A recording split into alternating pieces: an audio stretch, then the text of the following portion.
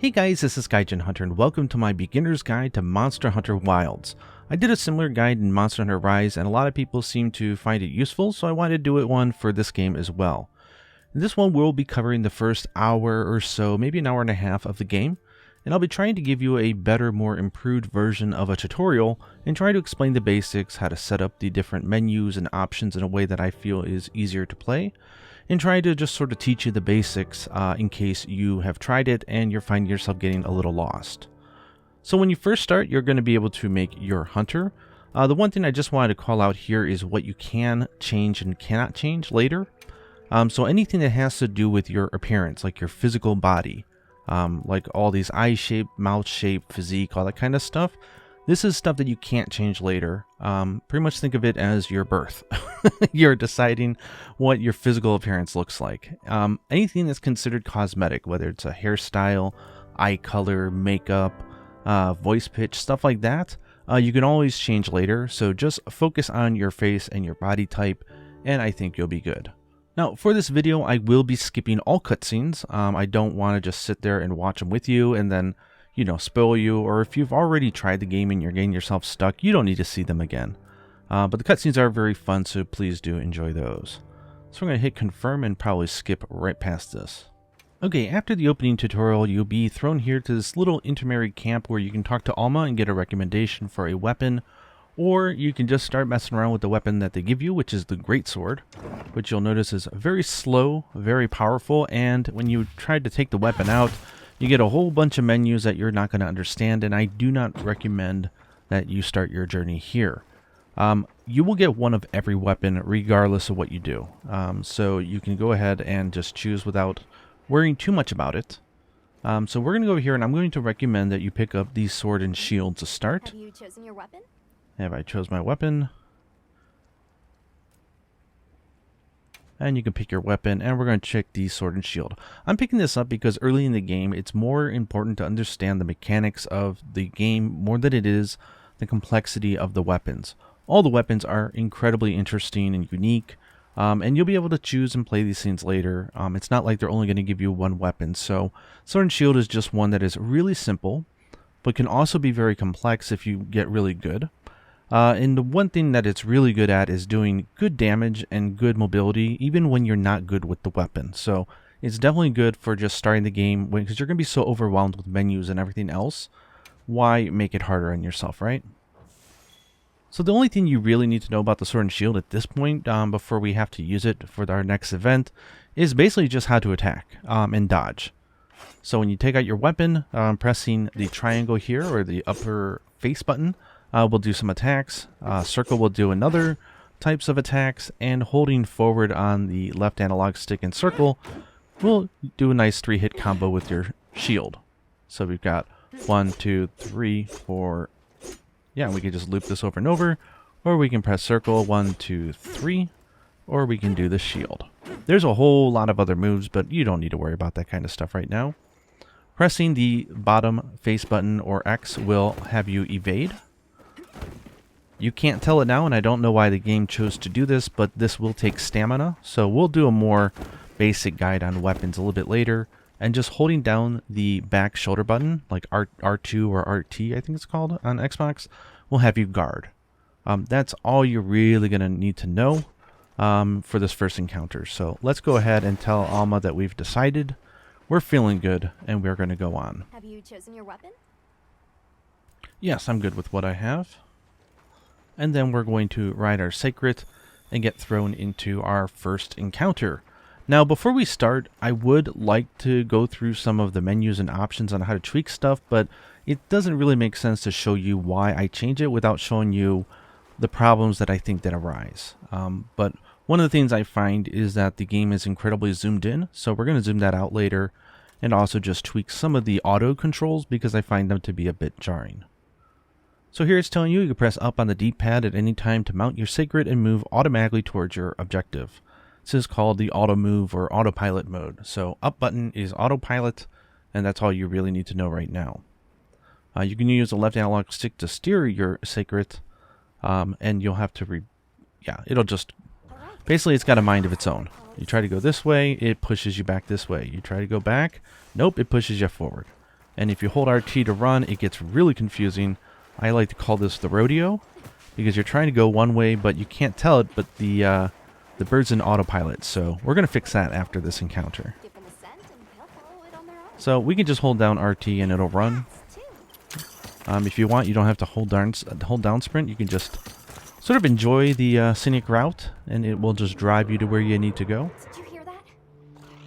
It's coming from in there. Okay, so let's zoom in here and see what it does. It's going to introduce us to our first large monster. Okay, starting out, they're just going to throw us straight into battle and try to give us some basic tutorials on the weapon that we chose. For this, I don't want to go too in-depth because this is a little too much. So all I want to talk about now is the left stick will move your character. With your weapon put away, R1 will have you sprint. If you notice, like Soulsborne games, actions such as evading using the bottom face button or running will take stamina. So it's not that severe, but you do have to look at your stamina, because if you run out, then you won't be able to evade.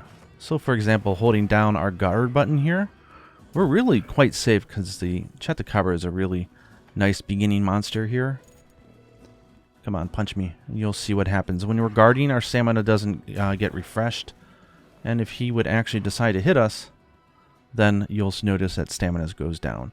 Ignore this. It's telling you about focus mode. We'll get into that in a little bit. You see my stamina going down? Yeah. But for now, just use the triangle button and the circle button combos to just punch him, hit him around, and we'll talk more about the mechanics of battle when we go into it, when we make our first armor set of his. Pressing in R3 will do this sort of lock-on. You definitely want to use this because the game can get quite dynamic and you're going to get the monster lost. So do that, and at any time now, if you just tap L1, it will focus back on the monster. Very convenient. So if you get yourself lost over here, let's say the camera has gone over here, and you press L1, boop, it'll center right back on him. So let's just use the triangle button and the circle button and just hit him. He's quite easy. This version is just for the story. So it will give you some prompts on how to use the weapon better, but we'll cover this a little bit. For now, just attack.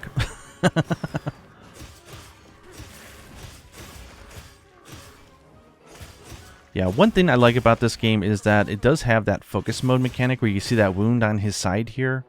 It says, yeah, so good timing on the game's behalf. So when you attack, you'll notice that you get some open gashes. You can just continue hitting them and do additional damage, or you can engage with the focus mode, which will allow you to pop it. I think of it sort of like popping a pimple, like you're popping the weak spot, and you're cashing in all that extra damage for one huge attack that generally will down the monster and perhaps break parts. So if you hold L2, you'll notice like it'll glow, but you don't have to. But holding down L2 and pressing R1 will do a special attack. Yay. Or we can just continue hitting him, which is what we're going to do.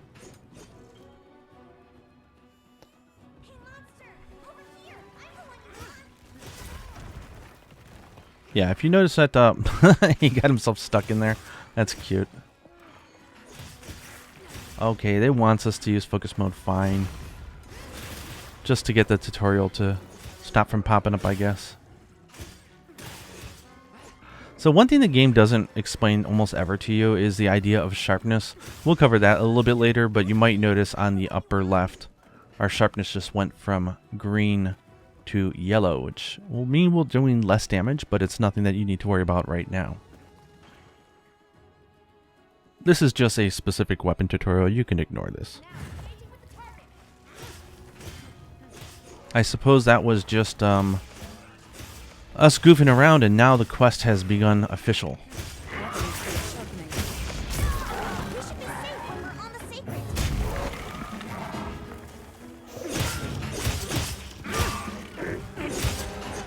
Yeah, they're telling us to mount the Seikrit already because he's about to run away. So let's go ahead and do that by pressing the up button.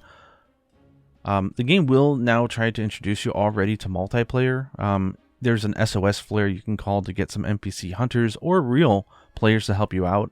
This is way too early in the experience to be worrying about that. So just close that menu and we'll keep on going.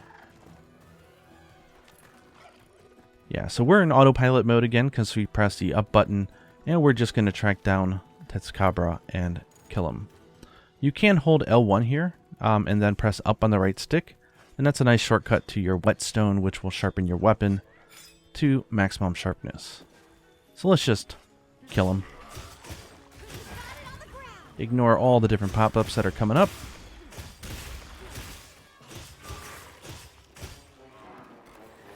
Try guarding if you want, it's nice. Sword and Shield has a really nice guard. Sometimes you'll get this. It's a special new feature. Some weapons have it where if you guard a monster's attack enough or perfectly enough, sometimes it will occur. And that is where you'll do this sort of like mini game where you'll knock them over. Here I'm just pressing triangle, triangle, triangle, circle, circle, circle, and we're just mind-numbingly hitting it. Yeah, did you notice that little like screen sharpness? That happens with the Sword and Shield. If you guard right at the right time, you can then follow it up with a triangle attack, and you don't lose any health or stamina. It's quite nice.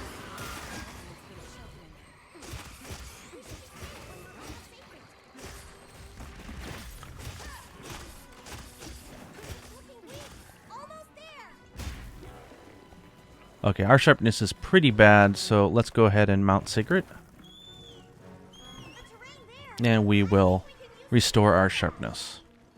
I know I said I wouldn't talk about it, but the game's making me, so what can you do, right?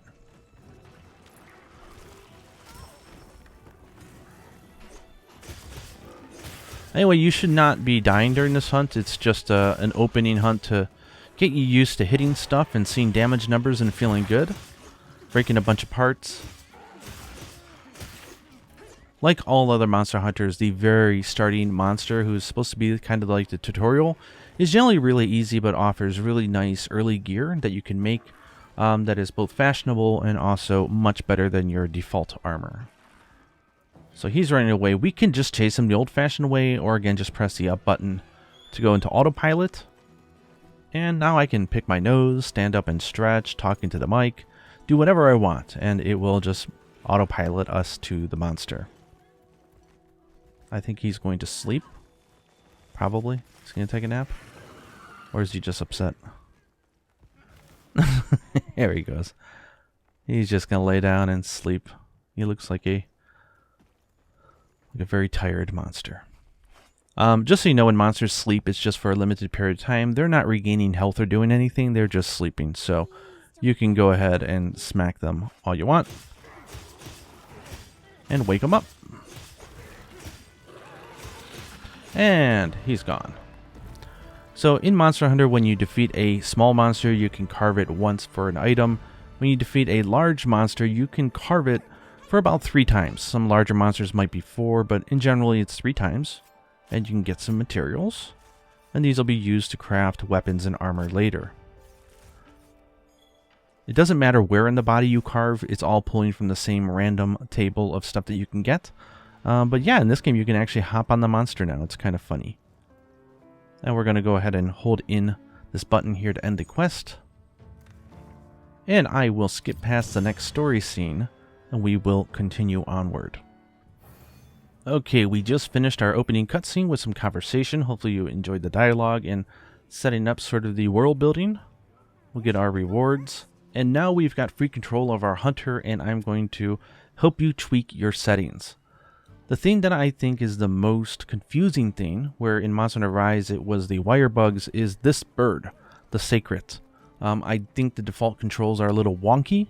It results in what I call the rodeo, or the accidental rodeo, AR mode. So we're going to tweak the controls here. So press the start button, and you'll notice all the menus. So a few things we're going to change right away. One thing you might have noticed is you have your options here.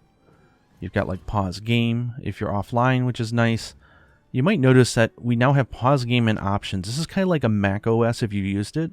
There's a tab that shows your recently viewed. But what that essentially does is make it so that the same options are appearing twice. It can get very confusing. So you can press the triangle button here, and we can go to edit tabs, and we can turn this off so we don't have our recent history if you find that more helpful like I do. You can also press triangle and go into edit widgets. What this does is on the right hand side of the screen you see my armor and my hunter's status, this is probably the best one. But if you don't like seeing that information, you can always go to hide and it's gone.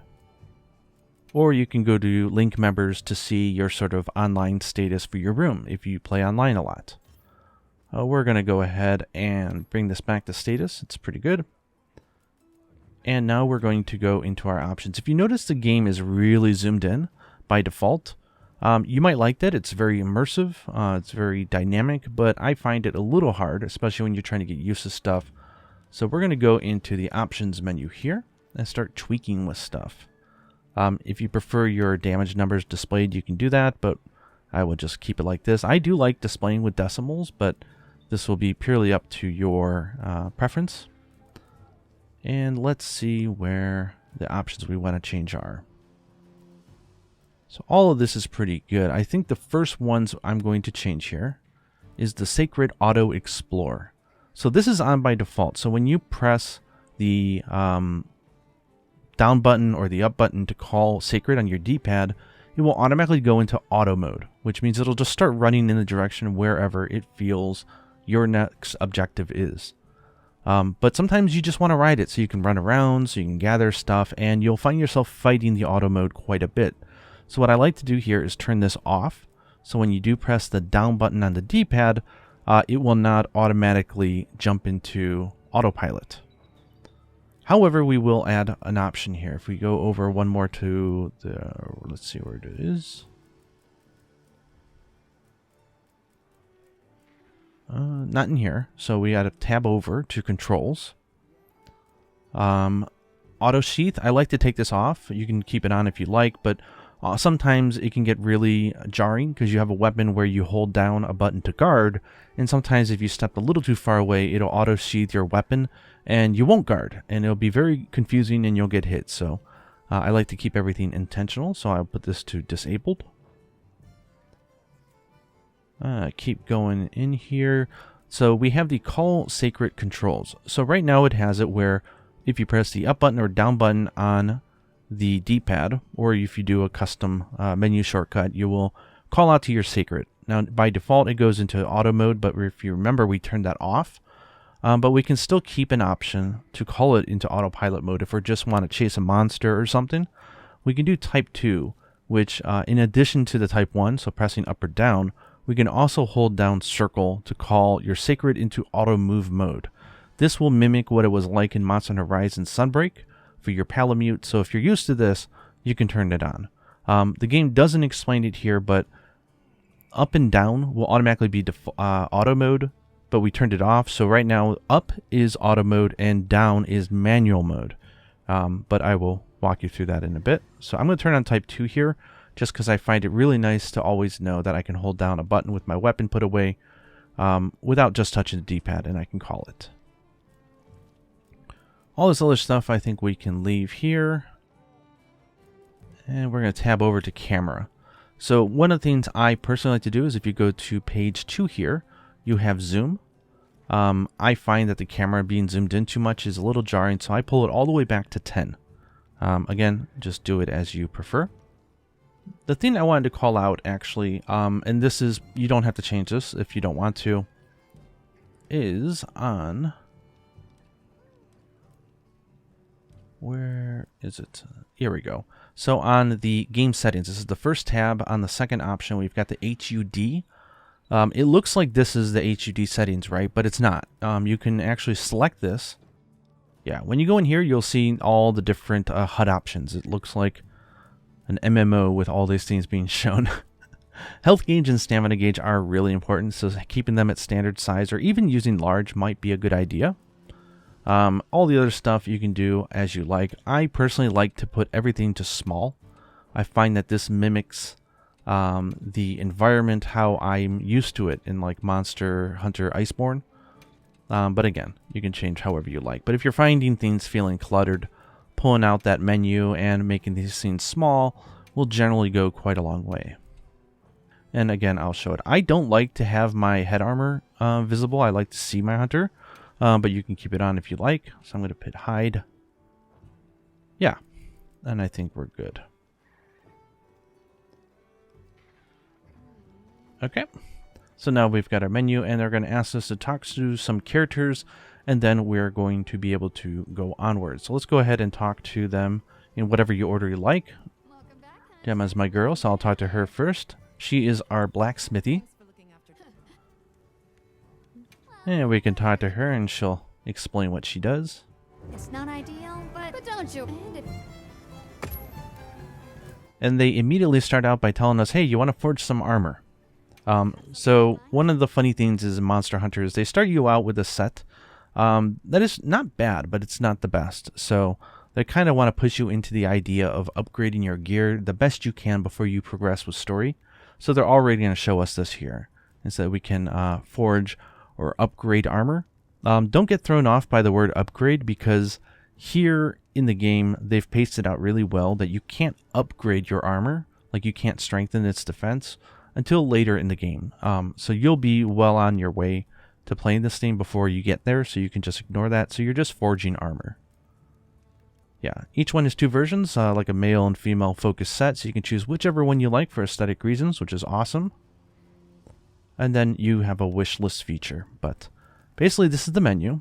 It might look like a lot because there's a lot on screen, but anything with that red icon means it's in your item box, which means you already own it. So if you noticed in the very beginning during character create, they asked you, hey, what starting armor do you want? Turns out it didn't matter, because you're going to get them all anyways. It's just for visual stuff. We can go over here and press the square button and we can preview what they look like. You got that leather set, chainmail set. Just kind of like chainmail would be your a type of gathering set for like mining. Leather is a great gathering set for just herbs and collectibles. And hope is going to be your default set for fighting. Bone, this is going to be good for running around and fighting. And then we've got some optional stuff. But our very first one we're going to make in this video is going to be our Tetsucabra set, which I will explain a little bit. But you can see we already have materials to start making pieces of this set. Here's what it looks like. It's quite cute. There's the other version of it. And we can press the triangle button here to go to skill info and see what does this give us. It allows us to eat consumables a little bit faster.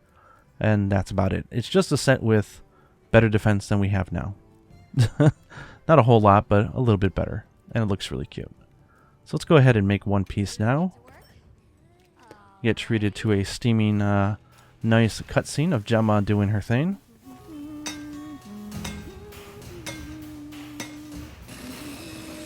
You can skip this by pressing the touch panel or the button that goes through cutscenes, and you can skip past it.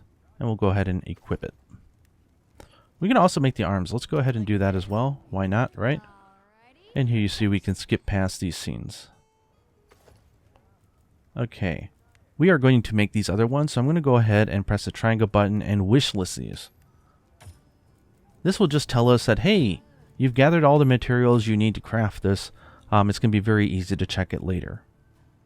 So like we can craft from our wish list, or we can pull up our wish list later. We also get the ability to forge a palico equipment, which is our cat, which is our... The cat is stupidly strong in this game, so making sure that they are well equipped is also really helpful. So let's go ahead and craft them apart. Their armor only takes like one piece of an item to make, so we can go ahead and make this set right away. Let's go ahead and deck out our cat and Tetsucabra stuff.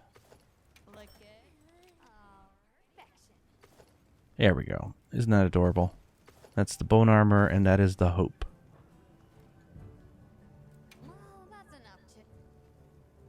Yeah, then from here from the menu, you can see we can go into that wish list, and we can see what we're missing. It's quite nice. Okay, let's move on to the next person. Who's it going to be? Let's go talk to Olivia. Well, look who it is. I won't talk about her because that's all story related. She is going to unlock the training area. So that's now an optional. We can talk to Nada or go to the training area. I'm going to go ahead and go to the training area just to show you some basic stuff, but I don't think you necessarily need it right now. But let's move in here.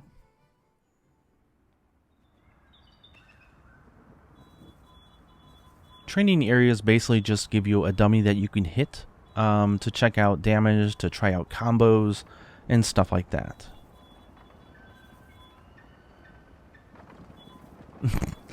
And the cat manning the punching machine. By default, it's not going to be doing anything. It's not going to attack us. You can hit it many times. You can make weak spots. You can do all sorts of stuff.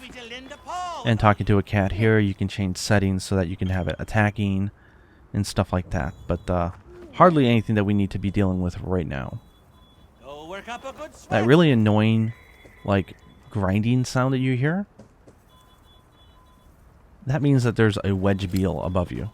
If you hold down L2, which is your target or focus mode, you can press circle to zip onto it.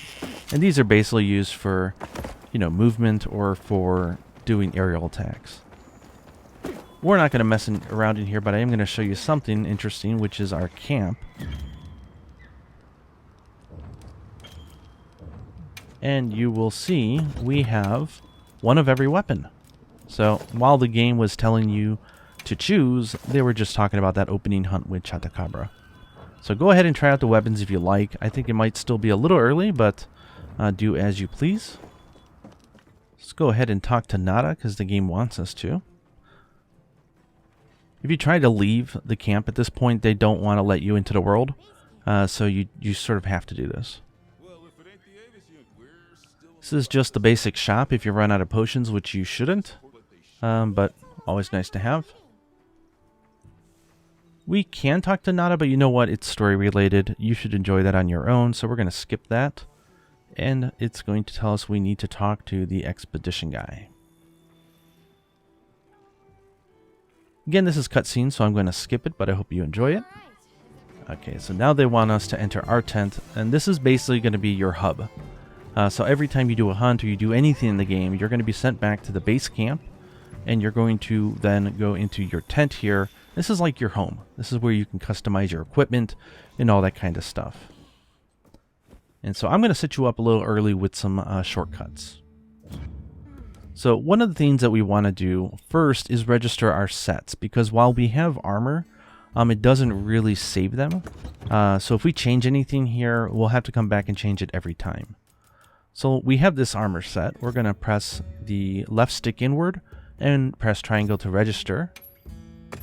And we can call this anything we want. Let's just call this hunting.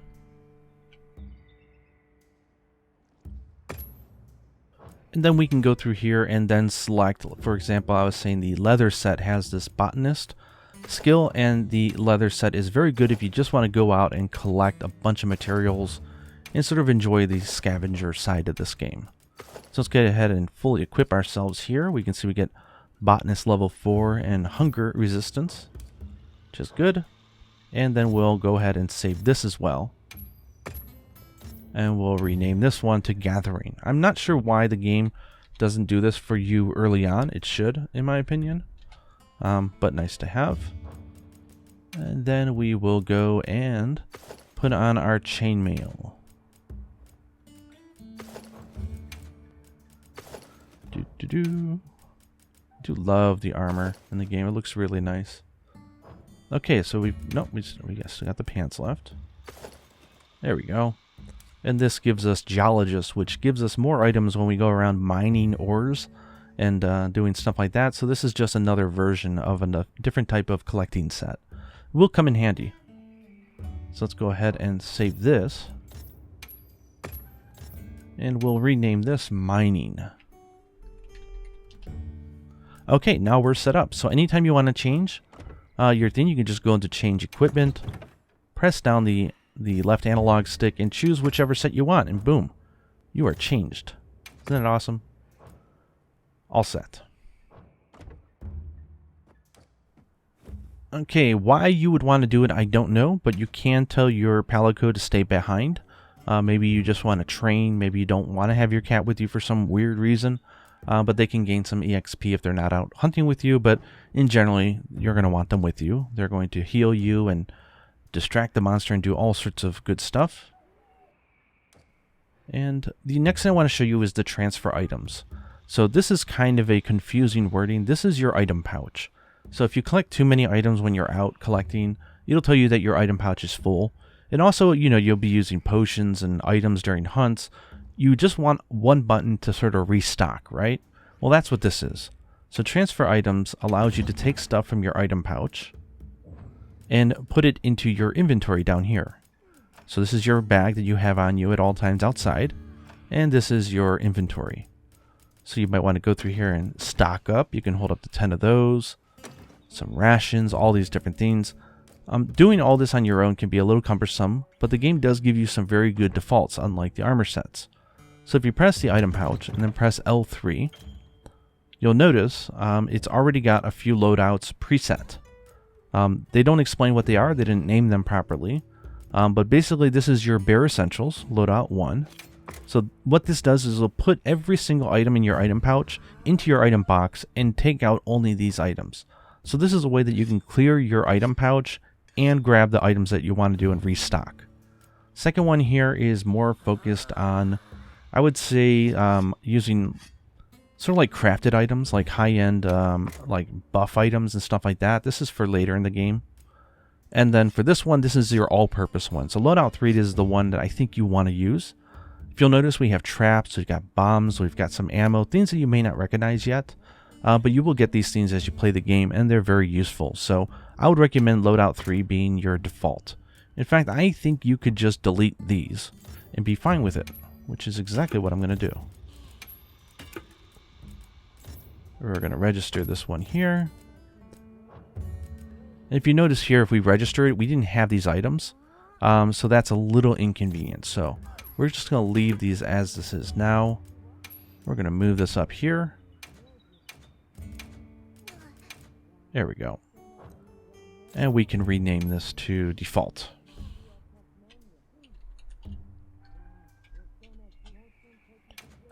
Okay. You'll see how this works better after we come back from our first official hunt. And I think this is all we really need to look at here. I think we're good. They're immediately going to tell you about lobbies and multiplayer, which is honestly a little confusing to be thinking about this early in the game, but go ahead and read that if you want. But that's not the focus of this guide. And you'll notice that everything seems to unlocked, right? We've got little like marks above people's heads. If you did pre-order the game, you can go to the support desk here, and you can claim your DLC. Yeah, so this will be stuff like your bonus for having played the open betas, or having save data from Monster Hunter World, or stuff like that. So let's go ahead and claim these, why not? They'll occasionally do sort of like giveaways on Twitter and stuff, like retweet campaigns and stuff to give people like honey and useful items. This is generally where you would accept them, is the support desk. So long for now. Thank you. This lady here will tell us about squads, which is kind of like your sort of like your team with your friends that you can put together and easily pair up. One of the things that I find a little confusing is the game still won't let you go outside. Now, they want you to prepare, or they want you to talk here and progress the story. I don't want to do that. I want to do everything up until that point. So we're going to go ahead and go on a quest, which you can actually do, even though they won't let you free explore. So let's go talk to Alma. Are you ready to go? Are we ready to go? I'm going to say no. It's telling us already we should go out gathering for weapons and doing quests. But the game is trying to get us to finish, go on the story. We're not going to do that. We're going to open up the quest board. They're talking about online lobbies for some reason. But posting, we're in a single player online instance, so this just means that we post the quest. And if we want, we can just depart on it, or we can then open it up to online for friends or random people to help us. So, assignments, this is your story quests. You'll probably never use this. This is just like going back and seeing what there was up until now. Optional quest is the one you're going to use. And of course, event quests or other quests might open up as the game is released. But optional quest is basically what you'll be using if you just want to pinpoint one monster and go on a hunt. So for this one, we're going to go ahead and check the Beware the Tetsucabra. We did do a very similar quest just now for the story, but we're going to go in here anyways so we can make some more armor. We could just do Bug It in the quest, but we want some Tetsucabra parts. Let's go ahead and choose this. We can accept and prep. This is if you're in multiplayer and you want people to be able to restock their items and get ready to leave together. But since we're alone, we'll just do accept and depart.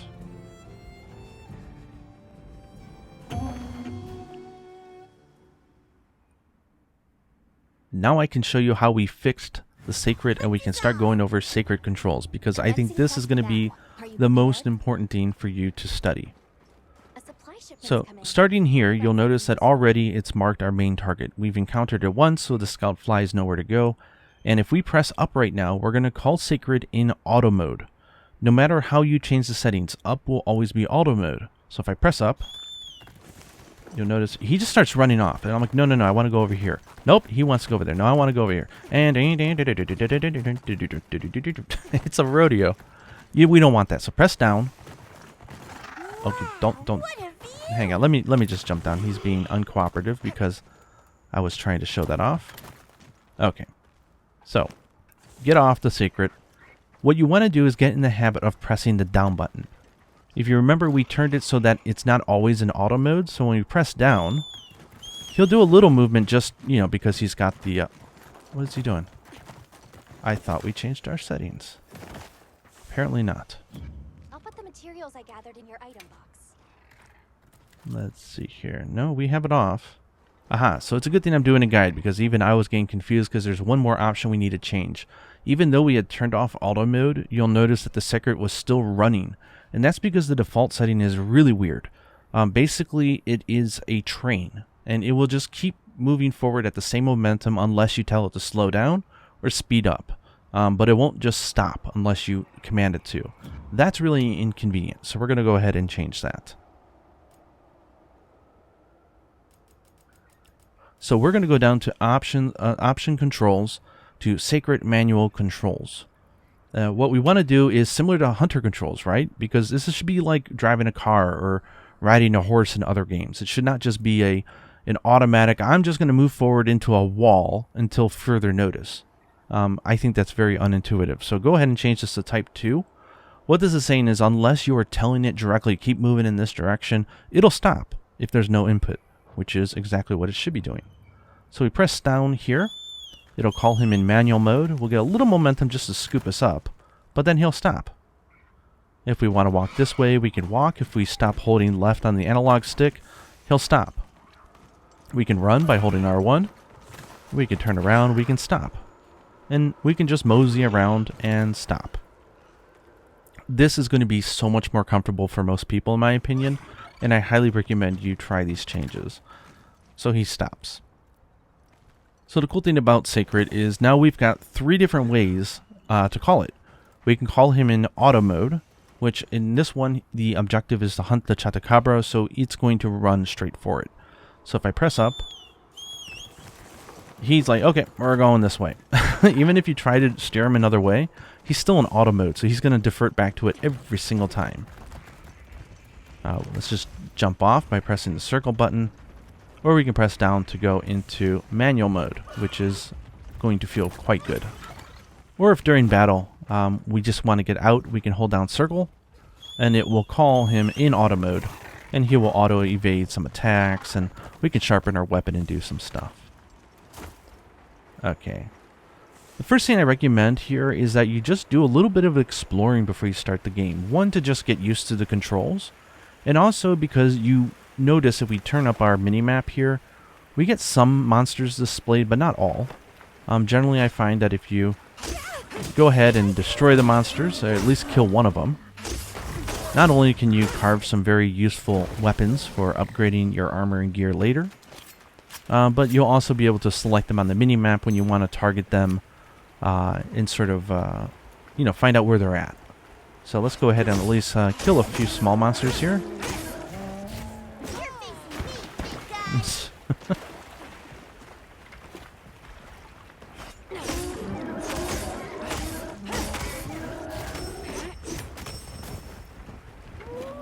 Man, see, they're not dying right away, are they? There we go. Let's go ahead and carve him. Get some raw meat. And one of the first things we want to do is actually upgrade our weapon. Right now, if we look at our weapon, it says it's got 126 attack, decent amount of green sharpness. Yellow is going to start getting weaker, so you just generally want to sharpen your weapon once it gets down a level. And it's okay, but we can make it better, which is going to make the early of the game even easier for you. And basically, sort of the unspoken rule of Monster Hunter is the first weapon upgrade will always be through mining materials. So let's press the button here to open up our mini-map. We're going to look for a mining spot, which we can see here. And if you press R3, it will target on there. So even though our quest is to hunt the Tetsucabra, our bird is now being told this is where we want to go.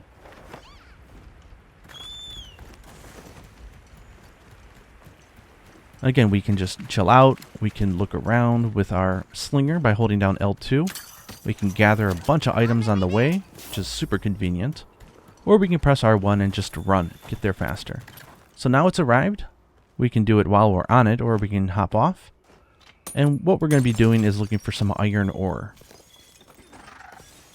There we go. We got 1 iron and 2 macolites. And then we got a spot here.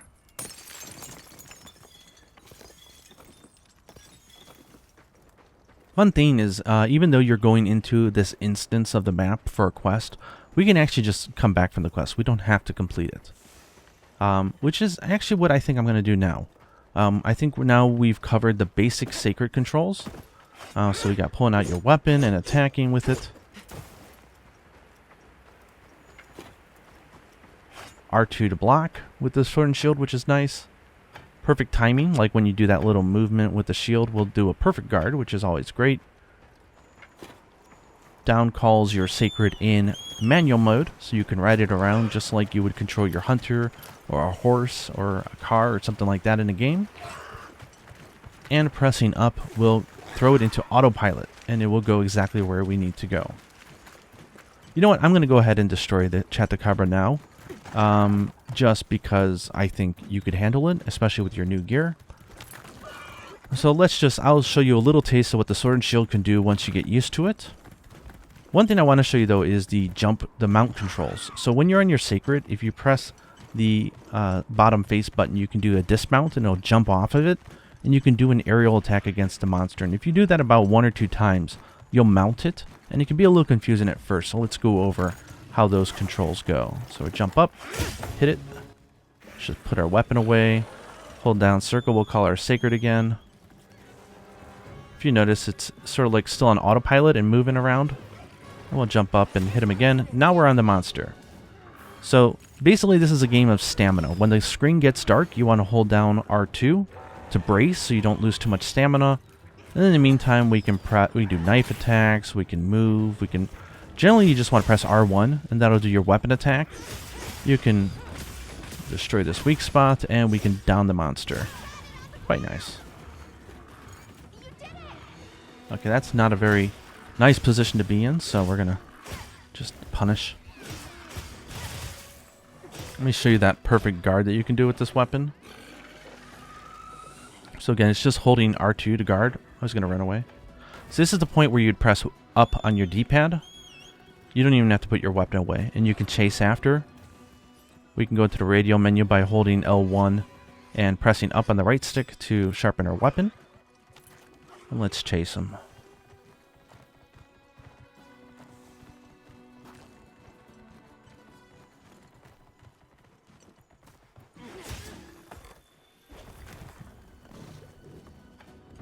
Yeah, so that's just a guard. If you notice, it took stamina away. Now it's just a guard again. That's a perfect guard. So you restore your stamina and you can do a follow-up attack with a triangle. So very satisfying.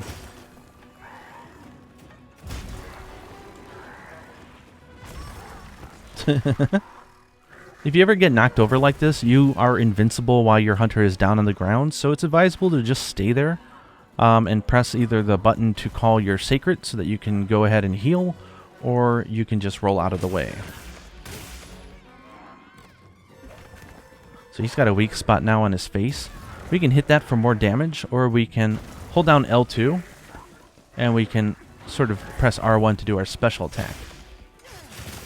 Just a nice bust it open and do a lot of damage. Generally in Monster Hunter, you want to heal when you're at half health. So we're going to go ahead and call our Seikrit, and we're just going to press the square button to drink a potion and get back into the action.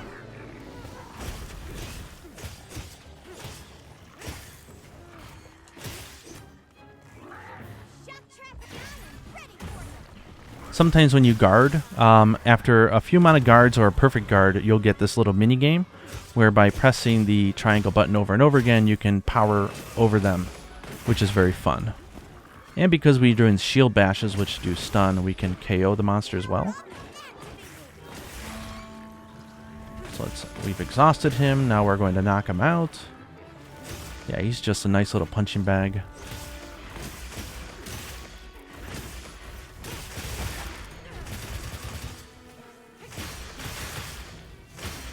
And now I'm just going to bust open all these weak spots.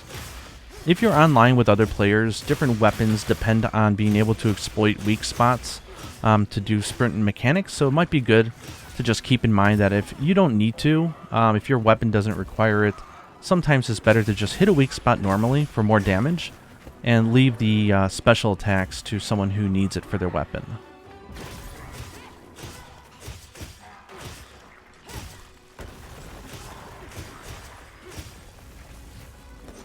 Okay, so let me see if I can show you something interesting here. When you're in focus mode, it sort of just circles around the monster and you can aim your attack wherever you want, which is nice. Yeah, sometimes he'll do a tongue attack and you'll notice that if you're in focus mode, his tongue will be glowing. It's just telling you that it's actually a weak spot during that moment because he's sticking his tongue out, very exposed. He hasn't done it yet.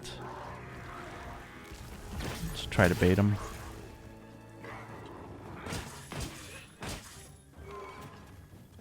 Tetsucabra is really a punching bag, so it's a really good practice monster to learning a new weapon. Will he go in the trap? There he goes.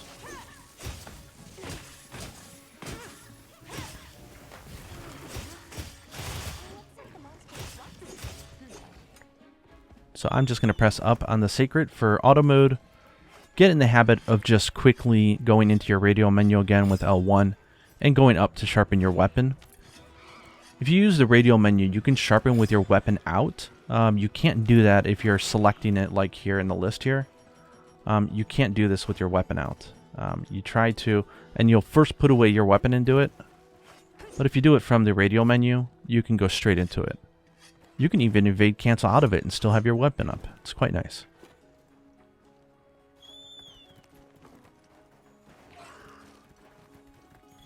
Okay, so we're just going to autopilot this here.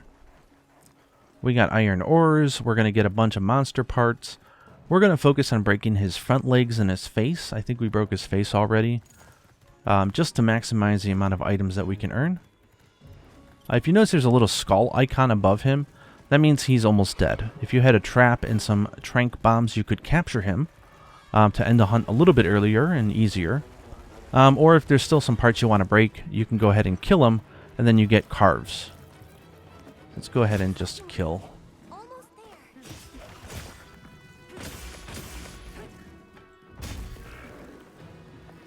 I really wanted to show that weak spot with his tongue. There it is. It's like a small little free temporary weak spot. It's quite cool.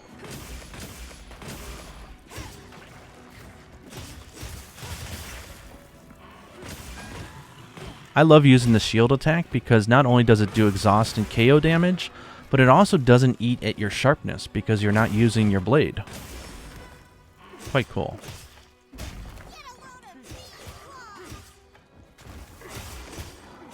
Yeah, when you hit and you see that juicy number, that means that there's a weak spot. So you don't actually need to go into focus mode to know that information. Let's do the bash with the circle button here.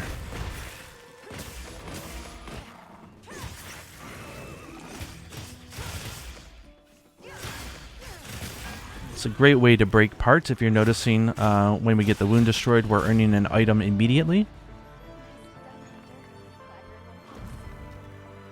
carve him and get some items.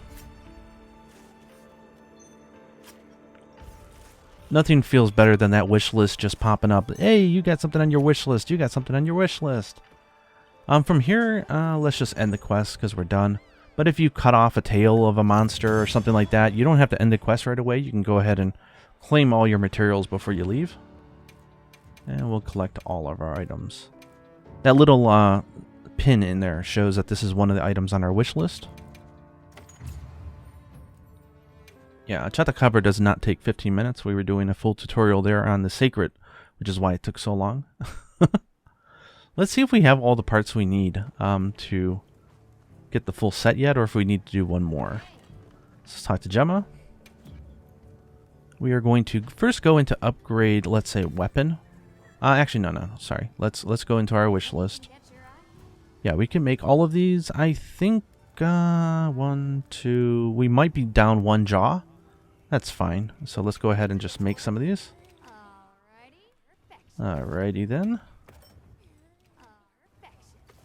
Yeah, so we're down one scale and one jaw. Just one more Tetsucabra will be enough to get that. So let's go into upgrading weapon, because this is why I showed you the mining spots earlier. So go into Sword and Shield and you'll get this list of all the different stuff you can make. One thing I want to call out here, because it can be confusing for new players, is you look at your starting weapon, right? For Sword and Shield, it says that the attack is 126. But if you go to the Great Sword, its starting weapon is 432. That seems like a lot more damage, right? Well, the thing is Monster Hunter uses this weird system that they assume that people don't understand that, you know, the longer it takes to attack, or the bigger and chunkier the attack, the more damage it'll do. So they bloat the attack numbers to be more representative of the overall damage output. So basically you can say that a great sword attack generally will be like, you know, 3 times stronger than a single attack from a sword and shield, but also takes like 4 times the time to do an attack. If you don't like that system, there's 2 things you can do. One is if you look at the color icons here, you can see like we've got the rarity of these items. Generally, if you're in the second row, any weapon of any type from the second row is going to be comparable in strength. So a 480 attack greatsword is going to be comparable in power to a 140 attack for sword and shield. I find this utterly confusing though. So one of the things you can do, and I'm very happy that they did it this time, is if you go into options, go over to game settings, I believe it is. Let's see. Yeah, game settings. On page 3, we have weapon attack power display. And it has it on default to display with the coefficient. This is the bloat factor that we call it in the fandom. We can turn that off. So we get the true raw attack power of a weapon. So if we go to Gemma, we'll notice now that our sword and shield is now an attack rating of 90. And the upgrade is 100. So this is like the true attack power before any bloat values are shown.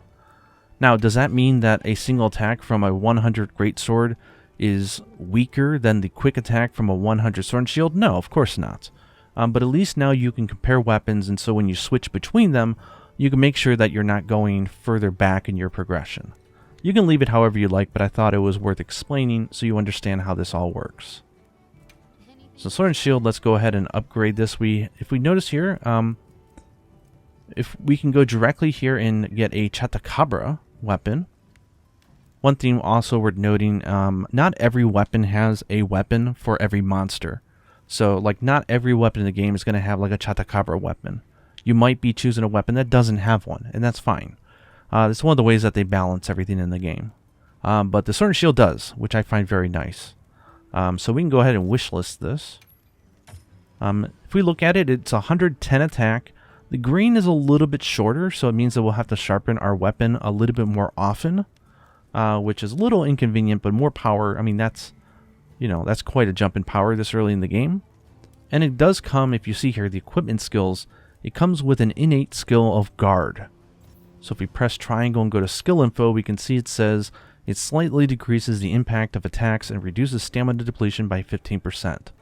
So when we're holding RT to guard, it'll take less of our stamina and we'll get knocked back a little bit less, which means that we can recover and hit the monster again.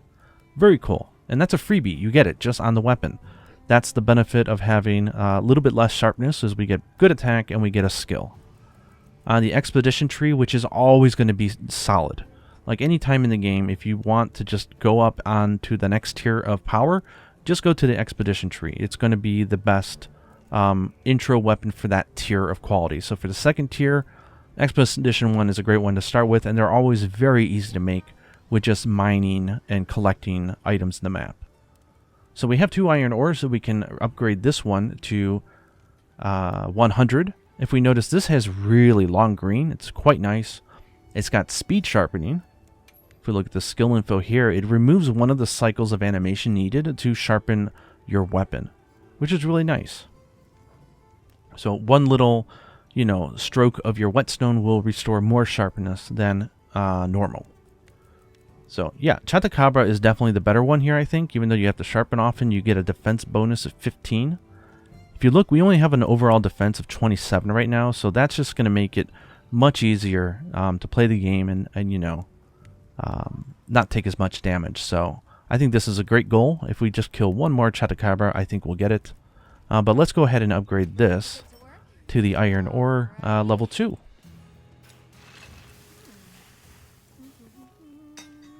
I'll skip this, even though I do like that cutscene. Yeah, and generally in the game, story progression is what stops you from upgrading to the next list. So where we're at right now, this is probably the max we can get to. Everything else is going to be locked or hidden or question marked. Generally, question marks could refer to the idea that you don't have the part yet, but generally means you need to progress further in the story. So I think we're looking good. Again, at this point in the game, you can't upgrade your armor. That's a system that will unlock later, but you can craft armor, which is nice. If you make a mistake and you click this, it'll actually ask you if you want to forge it again. You don't want to do that, because why would you need 2 of the same set? Unless you want to get the different visual ones, you can do that, which is cool. Okay, so we gathered a bunch of items, right? So if you look at our field pouch, we got all these different items. And if we keep just going out and collecting stuff, we're going to be full of items, and we won't be able to collect new ones. So as I was saying before, when you go in your tent, go to transfer items, item pouch, L3, select default. This will have you grab all of these items and put away everything not in this list. So boom, we've now put away everything. So every item that we had here, monster parts, all the herbs that we gathered, all the ones that Alma gathered, because she does gather as well as the Palico, are all put into your item box. Nice automatic one-shot. As you progress in the game, we'll unlock the ability to have meals, which I think I might show you. You'll notice that our health and stamina, if you press L1, is not at max. And anytime it's not at max, it just means that you need to eat. Eating is a mechanic that will give you your max HP and max stamina, as well as some other bonus stats. But you know what? We can progress in the story. Are you ready to go? I think we're fine. They do say thank you a lot in this game, which I'm appreciative of. It's been one of my complaints that in movies and games and TV shows, people will do stuff for the main protagonist, and they'll just be like, and they don't say thanks or like, I appreciate it. But they say it quite a bit in this game. So what I like to do is when there's a story event, you can just focus on the story, or you can use this opportunity to just collect a bunch of useful items with your slinger. They're clever too, and good at picking up scents. Yeah, unfortunately you can't skip these. These are story sequence events, so, enjoy it. Let's get closer. Okay, they want us to observe the monsters, so let's do that. So they have all these little buttons here. We look. And it's going to give us a prompt, L2. Incredible. I've never heard of a Karatnoth herd this Look at the big boy with the spikes. Some of them have big spikes on their Do we want to let our, That's the male. what's the phrase? Males have a number of females. Our dark urge come out? Let's do it. You see, girls?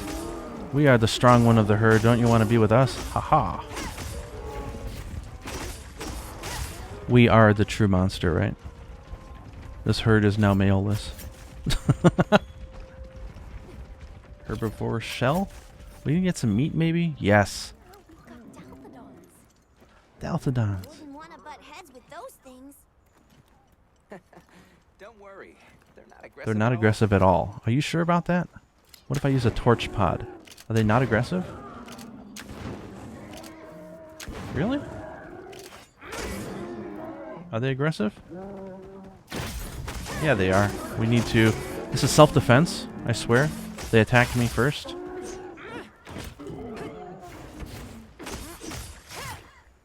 Okay. The risk has been taken out. Get some more raw meat. Sorry, I'm goofing around. That's what games are for, right? I didn't even carve it. How rude of me. Disrespecting nature. And they're going to take us to arguably the most important item in the game, which is honey. Honey is the main ingredient used to make mega potions, which are going to heal you more than like regular potions. So it becomes very important to pick up any honey that you can as you go throughout the game because they're just invaluable. All right, this is the spot. Now we can use our slinger if we want, or we can go ahead and we can collect it. Slinger or collect, doesn't matter. Be careful. The slinger is so convenient. That should be enough honey. Okay. We got it. We'll mount an autopilot. Yes, please follow me. Please follow me. Well, we're waiting. Oh, he's got to help her up. Okay. Let's go, man. In case the washed out sort of brown colors put you off of the game, just know that this is what it's like in the very beginning. Things get very colorful, very vibrant later. There's story reasons of why the map is how it is right now. And I think, you know, if the colors depress you or if you're feeling that the game just doesn't have that pizzazz, then just hang in a little bit. You'll get to a point where you'll be like, oh, this game's quite nice. I'll do my best not to startle them. We'll just collect items as we go along here. We're going to get a story sequence. I'm going to power through the dialogue.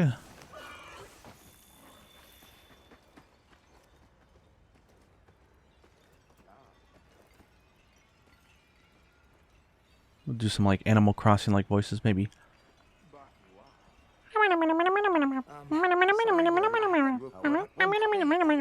Okay. They want us to go. We're not welcome, and they took our birds because we were borrowing them. So our birds are gone. We're now on foot, and the game is going to make you feel Guards at the gate. very slow. They weren't carrying weapons. But don't worry, it's just for the sequence or so. I didn't see We will have weapons Seikrits ready. for the entire game.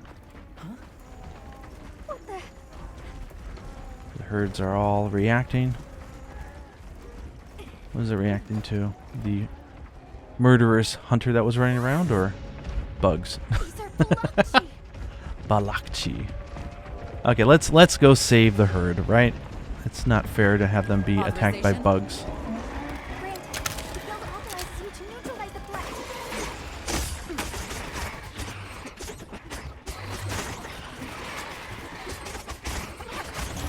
There we go. I'm gonna skip that. That was a fanged beast, right? Long gnashers, sharp claws. See, I don't like to leave stuff behind generally, but the body didn't load. Okay. I'll take it, sure. The green points that you're seeing here are special items. When you get them, there's features later on you'll see that use these points, but let's continue on. Luckily our scout flies, which they introduced in Monster Hunter World Iceborne, is showing us the way. Trekking on foot. Maybe they've got some kind of thingamabobble.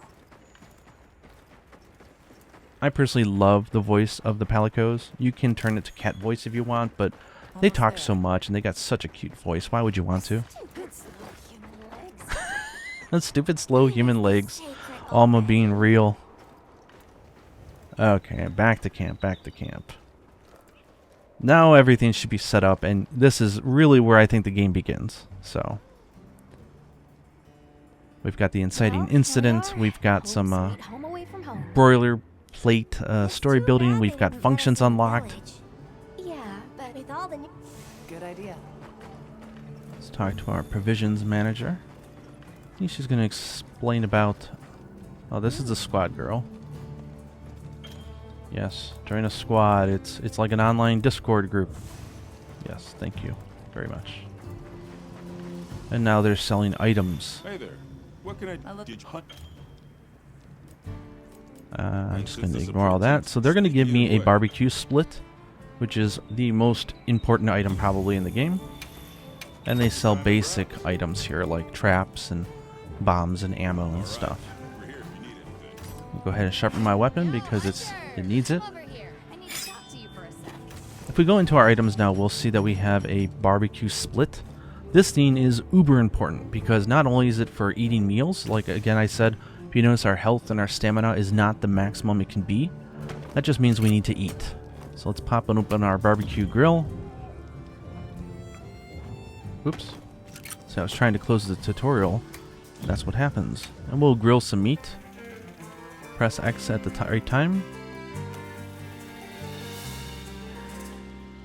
Yeah, so you want to do it right after it gets nice and brown. Well cooked meat. This is for stamina, so the well done steaks. So I'll show you what those do. Although I will admit that during my playthrough I never used them, because I just would eat meals because I found myself with lots of items. But a well done steak, yeah. Oh, okay, so it also increases your max health now. I actually did not know that. It used to only increase your maximum stamina, but I guess that makes sense. You don't want to always have to eat because that will override your current meal buff. This is a way to get everything back to max. That's cool. Check back in every meow and again. Okay, let's talk to Gemma. I've got some materials you can use. How about you put them to good use? Yeah, now they're trying to give us ore, but I wanted to show you where you get ore first because the game doesn't. I would have liked them to do a quest here to send you out to collect ore and then use that to upgrade your weapon. Got something in mind? We've already upgraded it. Ha ha ha. Yeah, so we're already good. But we can make the Tetsucabra. No, we can't make it so we didn't hunt it yet. Okay. You can find more of this stuff from.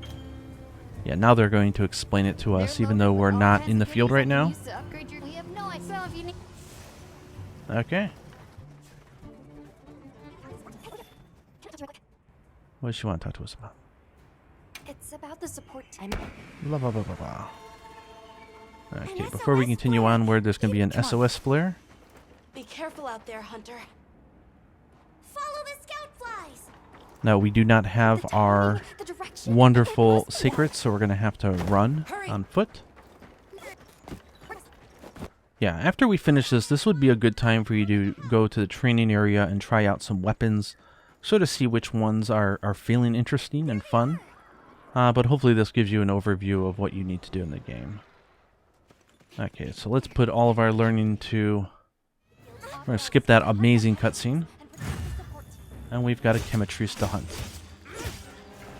Since we're playing a weapon that can cut, we can sever tails if we do enough damage to them, so we're going to focus on trying to cut off its tail.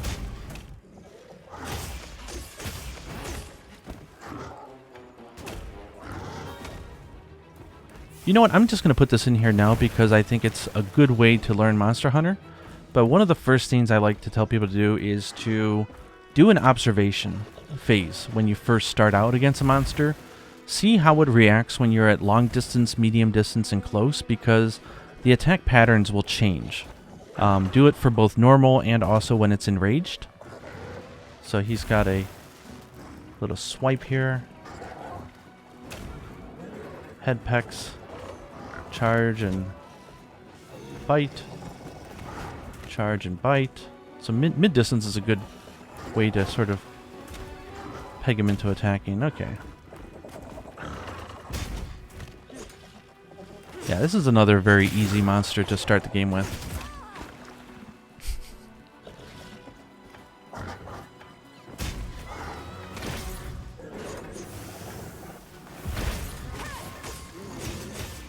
Oh, now he's in rage. You can see a little smoke coming from his nostrils.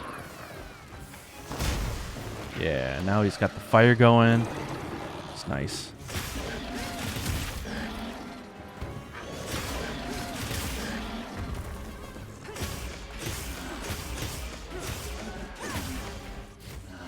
Yeah, so one of the things I'm doing with the sword and shield, just so you know, is that after my combo, I'm pressing circle and triangle at the same time, and that's doing a Round's Reaper Slash. It's very powerful.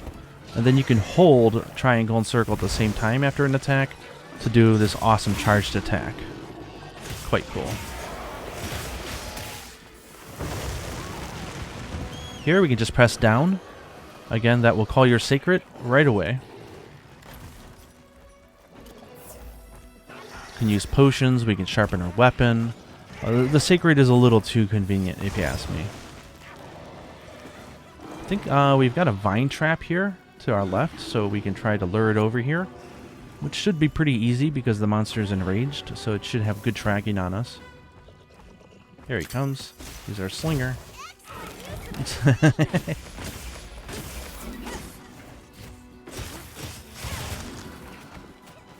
Let's knock this chicken boy out, huh?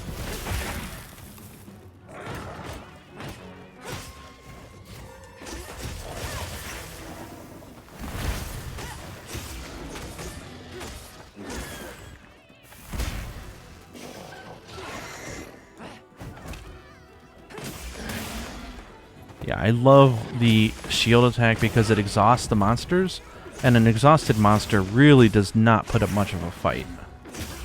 They'll try to do breath attacks and they'll fail and stuff like that. Let's try to cut this tail off, shall we? I want your tail, good bird. Ooh. Nice shot.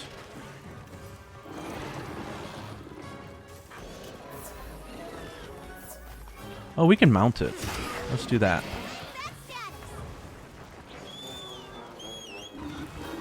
Two attacks should be enough to mount. Yeah. We'll move backwards to its tail, and we'll use the strong weapon attack.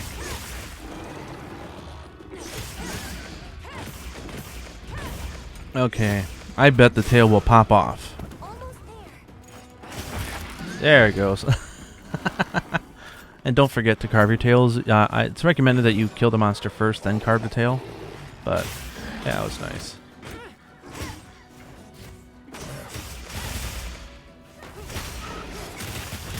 Yeah, you see juicy number, that means weak spot. Looks like it's moving to a new area. No, I don't want you to move.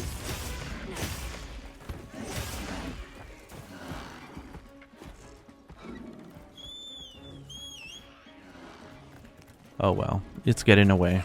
The one that got away, right? Can we kill it with the slinger? Let's find out. We got burst pods. Has it got good range? No, not really.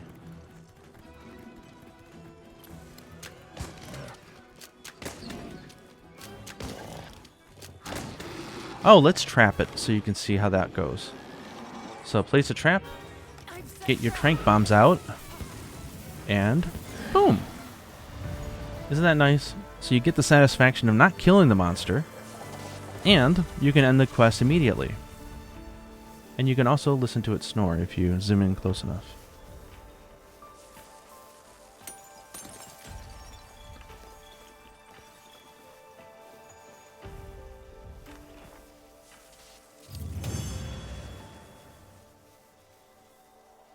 I think what the game wants you to do is to make your first Tetsucabra weapon before fighting it, because it'll be really, really fast. Like you'll down the thing in like 3 minutes if you're lucky. And with me.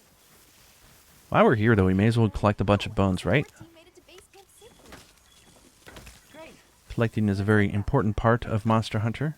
Make sure you got all the items for upgrades and stuff. Story scene, we'll skip past this. Okay, so they have given us our own bird now, and we now have the game is really opening up. So now that we've got Seikrit again, we can hop on it, we can swap weapons to a second weapon by pressing right on the D-pad, and we can play the game as we normally would. And we also unlock rations. So every time we talk to this guy, he'll give us some rations which we can use to cook. So let's get that barbecue split out.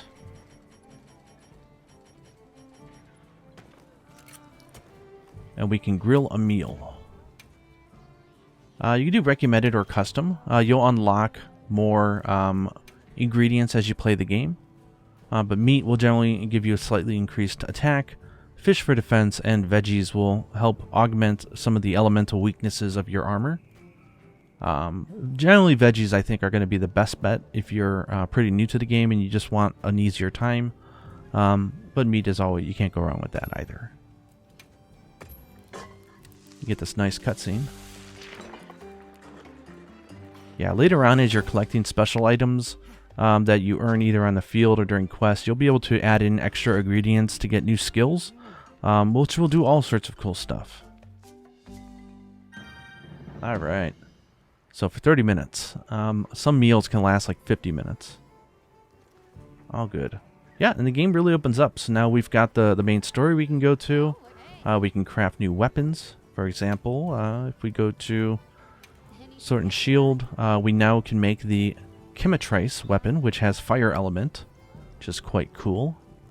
Yeah, let's go ahead and do that so you can see it, and then I think I'll end this video.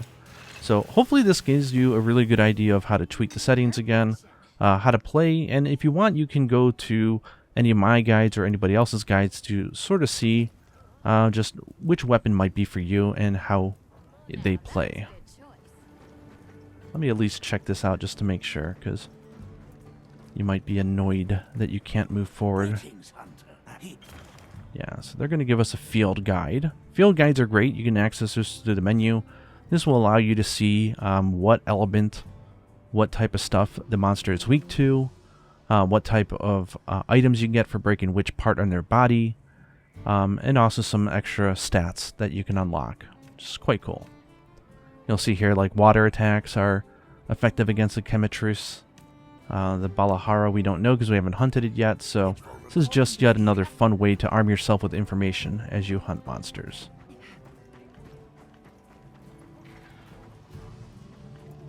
Ready to go? Yeah, so they still want to push us through the story, so I don't think they're going to let us quite yet go out into the field unless we go on a quest. But in no time you'll get free reign, you'll be able to go out and check stuff out.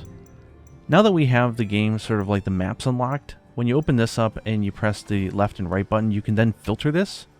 So for example, we want to display just gathering, and let's say we just want to go on some collection for honey. We can go ahead and toggle through the 2-3 locations on this map where the honey is. We can set a waypoint, and then we can quick travel across the map to get it on our Seikrit, which is very convenient. Yeah, small monsters, which is nice. And then as you find other monsters, you'll get more information on your map as well. To go to the training area without getting yourself lost trying to navigate this, you can just open up the map, press triangle, and it'll open up the world map, because all these areas are connected. It's just through quick travel that makes it a little bit more convenient, and we can go to the training area directly from here. Quite convenient. Anyways, I hope this guide helped you out. Let me know down in the comments below if I skipped over anything, or if you have any other tips. For example, maybe you started the game, you were getting yourself a little lost or confused, and something helped make it click for you. Write it down below and maybe someone can find it helpful. Anyways, hope you guys enjoyed this video, and until next time, happy hunting.